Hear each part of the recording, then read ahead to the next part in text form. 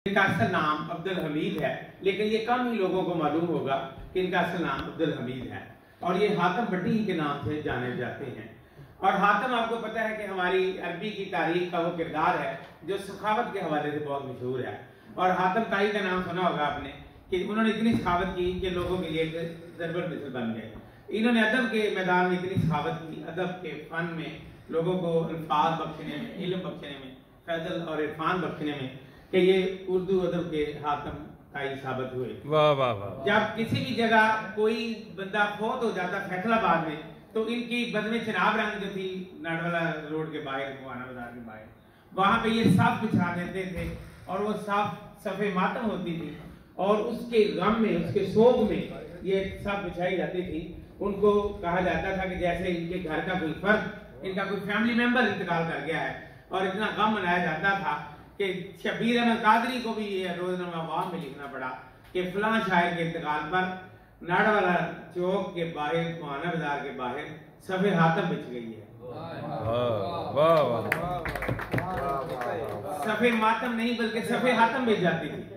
और ये एक बहुत बड़ा कबीला था फैसलाबाद की तारीख का, जिसको आप 50 साल की तारीख का अहाता कर सकते हैं। ये निसफ सदी का किस्सा है 2-4 बरस के बाद में। जनाब अब्दुल हमीद हातम भट्टी ने जब अपना रिसाला निकाला जनाब रंग के नाम से, डाइजेस्ट जनाब डाइजेस्ट, वो पूरे मुल्क में छाया हुआ गया और हर स्टॉल पर उसकी सेल वैल्यू हुई। और उसके एडिटर थे डॉक्टर सैयद हसन ज़ैदी और उसके चीफ एडिटर थे जनाब हातम भट्टी साहब और इसके पब्लिशर भी और उसके ऑर्गेनाइजर भी। उसमें अफसाने छपे, कहानियां छपी और फैसलाबाद का नाम और तार पूरी दुनिया में चला गया। आप ये सुनकर भी हैरान होंगे कि लाहौर के उर्दू बाजार के जितने भी बुक डिपो हैं उन सब की कमाई जो है वो हातम भट्टी के हाथों से होकर चलती थी। इनके हाथों से उनके रसायल यहाँ इनके स्टॉल से बिकते और तमाम लोग यहीं से खरीदते थे। ये उनके फैसलाबाद में स्टॉकिस्ट भी थे और उनके प्रमोटर भी थे।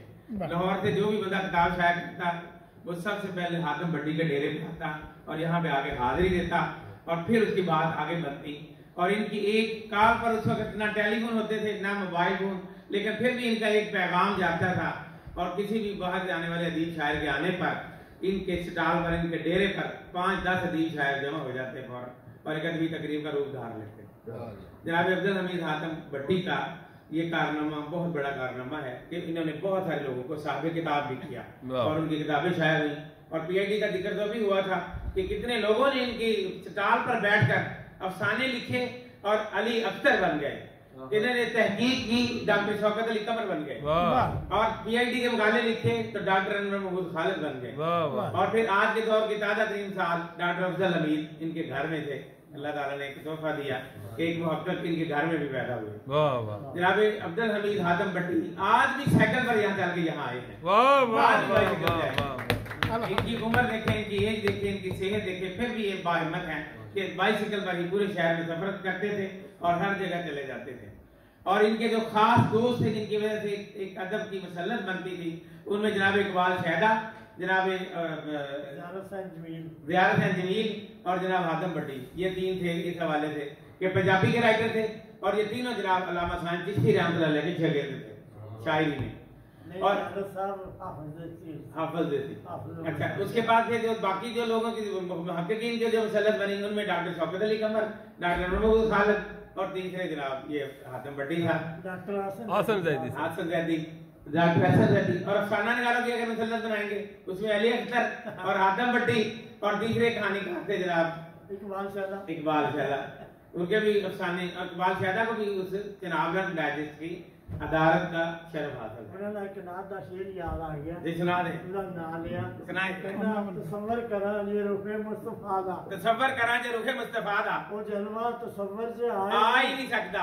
खुदा दी कसम वो तसव्वुर तो सोना, तसव्वुर ते विच ते समा ही नहीं सकदा।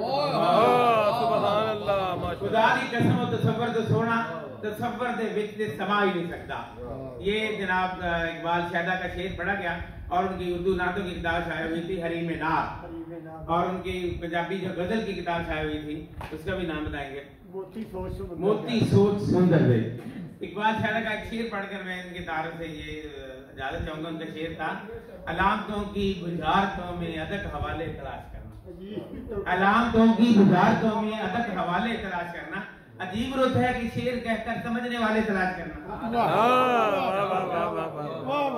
अलामतों की गुजारतों में अदक हवाले तलाश करना।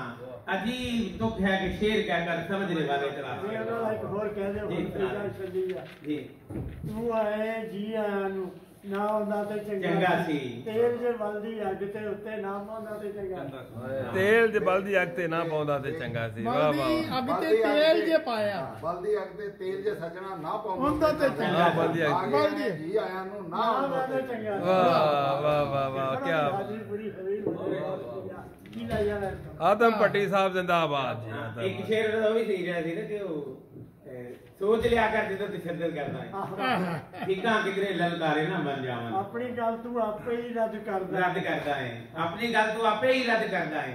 ਆਹੋ ਤੇ ਆਪਣੀ ਗੱਲ ਕਿਉਂ ਤੂੰ ਰੱਦ ਕਰਦਾ ਹੈ? ਠੀਕਾਂ ਕਿਧਰੇ ਲਲਕਾਰੇ ਨਾ ਬਣ ਜਾਵਨ। ਸੋਚ ਲਿਆ ਕਰ ਜਦੋਂ ਤਸ਼ੱਦਦ ਕਰਦਾ ਹੈ ਜਦੋਂ ਤਸ਼ੱਦਦ ਕਰਦਾ ਹੈ। ਮੂੰਹ ਕੋਈ ਆਹੋ ਪਹਿਲਾਂ ਤਾਂ ਸਾਰਾ ਸਹੀ ਸੀ। ਆਪਣੀ ਗੱਲ ਤੂੰ ਆਪੇ ਹੀ ਰੱਦ ਕਰਦਾ ਹੈ। ਮੂੰਹ ਉਹ ਜੋ ਕੁਝ ਕਹਿੰਦਾ ਹੈ ਕੱਦ करता है। मुंह जो कुछ कहना है कद करता है। ये हाथम पट्टी दुआ करें अल्लाह ताला हमेशा इनको इसी तरह रखे। आमीन आमीन। अब ये चाय भी आ गई, आप चाय भी पीते रहे।